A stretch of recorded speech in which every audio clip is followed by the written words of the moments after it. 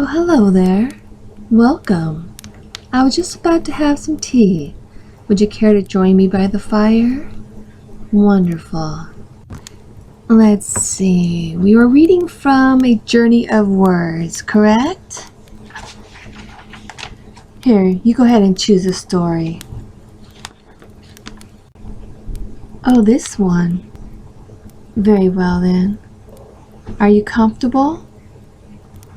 Good. Then let's begin. The Last Ride by Ames. The boy, who is slowly becoming a man, is sad. Sadder than I've seen him in a very long time, maybe ever. I whimper at him because his sadness makes me sad. I lick the salty water off his cheeks, then rest my head on his lap, looking up at him and wagging my tail, hoping that will make the sad go away. But it only seems to make it worse. He starts making all sorts of howling noises, his body hiccuping, the wetness coming faster now. He wraps his arms around my neck, burying his face in my fur. I don't like it when the boy is sad. I don't remember too much about my life before the boy, just some foggy images of my mother. I never met my father, never had any litter mates, well, at least not until I met the boy. I don't exactly remember how I got to the boy's den. I just remember the boy's father holding me in his outstretched paw to the boy. I was so small then, I fit in one paw. The boy was small too, a pup just like me, only a man pup. And when the man pup got a little older, he crawled around on all four paws like me. We chased each other all around the yard. I would bow to him and yip, and he would laugh. I would lick his face and he would squeal and giggle. Oh, we were so happy then. A few years later, the man pup grew into the boy, and he began walking on his hind legs like his mother and father and older litter mate did. I got bigger too, bigger than the boy even. But he still played with me all the time. He would climb on my back and I would give him rides around the yard. He would throw the ball for me, which I loved. Sometimes we would just wrestle in the yard. Sometimes I would run in a circle around him, stopping just to bow to him and bark to get him to chase me. He always did. Sometimes other humans would come over. I remember one time a bunch of boys and girls were in the yard. They were having so much fun playing games. A few of the kids were scared of me, but I don't know why. I would never hurt anyone. Then they brought out some yummy smelling food. It looked like what they called frisbee, only this was covered in meat. Meat! I love meat. I jumped onto the table where the boys and girls were seated and grabbed the meat frisbee thing and ran off with it into the little den I had around the side of the man den. Wow, did I get in trouble. The boy was so angry and sad then, and his cheeks wet, but not as sad as he is now. He got so mad, he yelled and pointed at me and called me bad dog. That made me really sad. I almost couldn't eat the rest of the meat frisbee. Almost. Another time, there was another bunch of humans over, grown ones and little ones. They were in the yard cooking meat and laughing, and the grown ones were drinking from these shiny cups. I love it when the father cooks meat. He always throws a few pieces to me. Ah, and it's so yummy.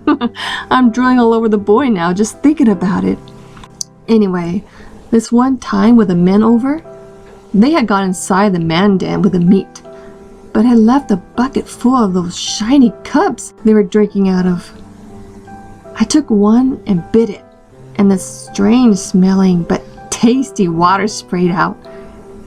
It was kind of tickly in my mouth. I bit into a few more and then got really sleepy. I didn't wake up until the next day, and wow, did my head hurt. The boy called me silly dog. He let me sleep on the couch with him, and I got to have a special treat that made my head feel better. The boy's mother put a bag of ice on my head and seemed to be mad at the boy's father. Speaking of head hurting, there was another time I found the gate open. I was so excited to go for a walk all by myself. I sniffed some bushes, peed on a few trees. I saw this cat just sitting on the grass, so I ran to it barking, "Hello!" It hissed and ran onto the black ground where I wasn't supposed to go, where the cars always chase each other. Oh, but I was too excited to play with my new friend, and I forgot. I ran after him, and then I heard a loud noise behind me. I just barely saw the big car coming at me before everything went black. I woke up later in the father's car. He took me to the vet, where another man pet me and said I was a good dog and stung me with his paw. That sting hurt. But after it was done, all the other pain went away. And when we were a little older, the boy would take me to the park, and we would walk all over. I got to pee on bushes and meet other dogs, and sometimes the boy would take off my leash and let me run. Sometimes I'd chase the ball. Sometimes I'd chase the ducks. I love going in the water. Sometimes we would go to this lake so big you couldn't see the other side, and the water would move all around and knock me down. Oh, I loved it. Like I loved the boy, only not as much. That water was always salty too, like the water I just licked from the boy's face.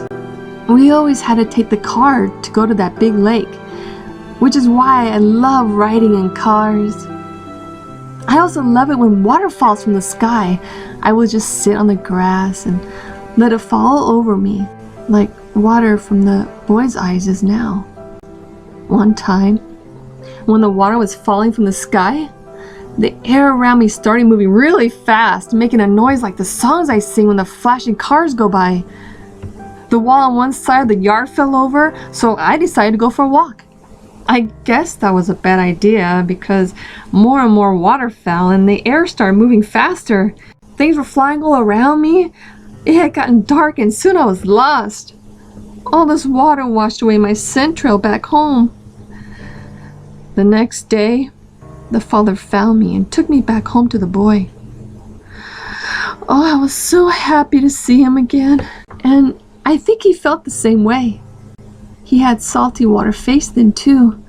Oh, but he was happy.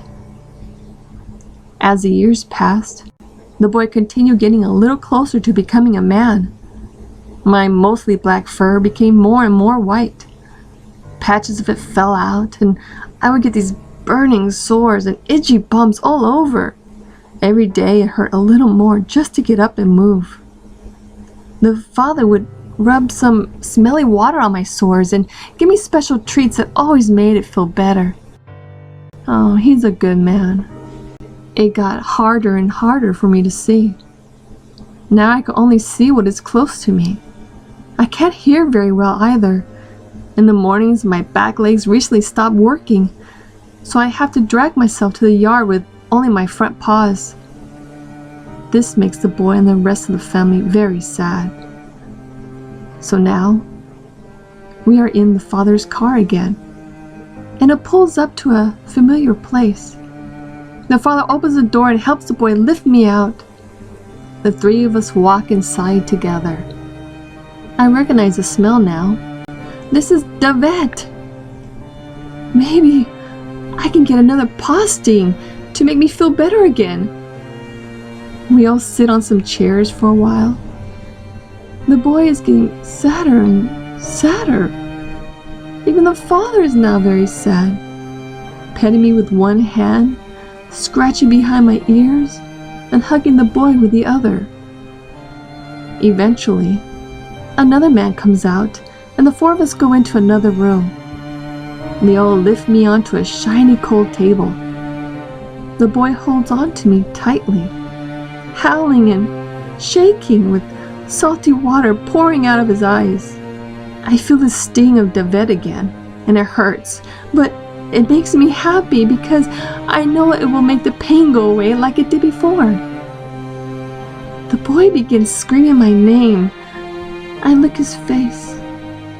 Behind all his sadness, I can see he's much more man now than he ever was before. The pain I've been feeling for a long time starts to melt away. I am getting really, really tired. I lick the boy's paw and whimper, trying to cheer him up. I can no longer hold my head up, so I laid on his paw and closed my eyes.